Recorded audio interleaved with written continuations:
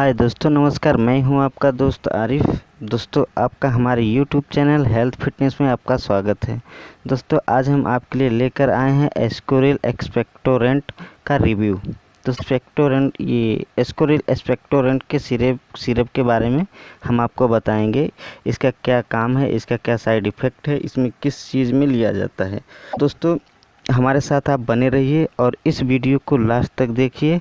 तो अभी तक आप हमारे चैनल को सब्सक्राइब नहीं किए हैं तो प्लीज़ आप हमारे चैनल को सब्सक्राइब कर लीजिए और सब्सक्राइब करने के बाद आप बेल आइकन को दबा दीजिए। इससे आपको हमारे न्यू वीडियो की अपडेट आपको सबसे पहले पा सकेंगे। दोस्तों आइए जानते हैं एस्कोरिल एक्सपेक्टोरेंट सिरप के बारे में।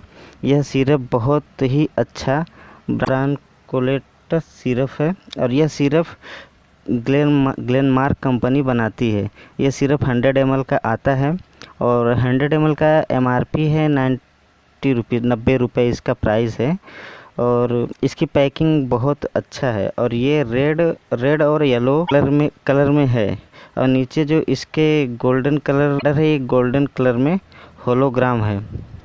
और इसका कॉम्बिनेशन है टर्बुटालिन 1.25 mg और ब्रोमकोजिन 2 mg और गुफेंसिन 50 mg और मेंथोल 5 mg है इसमें।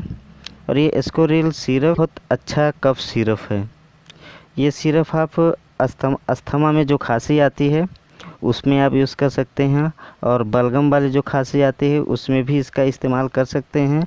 और जिससे सांस फूलना और प्लस खांसी आना, उसमें भी ये एस्कोरिल एक्सपेक्टोरेंट दे सकते हैं।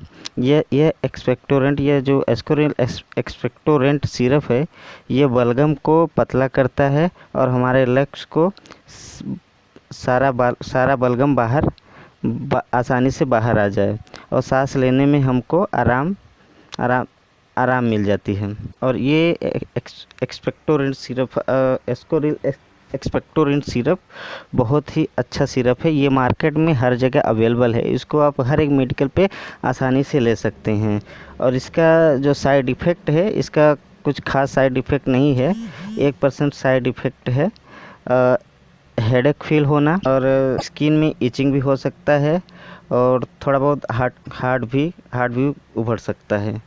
तो दोस्तों, ये एक्सपेक्टोरेंट आप सिरप में इसको आसानी से दे सकते हैं। और एक्सपेक्टोरेंट सिरप आप यूज़ करने से पहले आप अपने डॉक्टर से संपर्क करिए, उसके बाद ये एस्कोरिल एक्सपेक्टोरेंट का आप इस्तेमाल करिए। एस्कोरिल एक्सपेक्टोरेंट का बेहद ही अच्छा काम है। इसको आप अस्थमा खांसी और बलगम खांसी और सांस फूलने जैसा खांसी जो आती है उसमें आप इसका इस्तेमाल कर सकते हैं।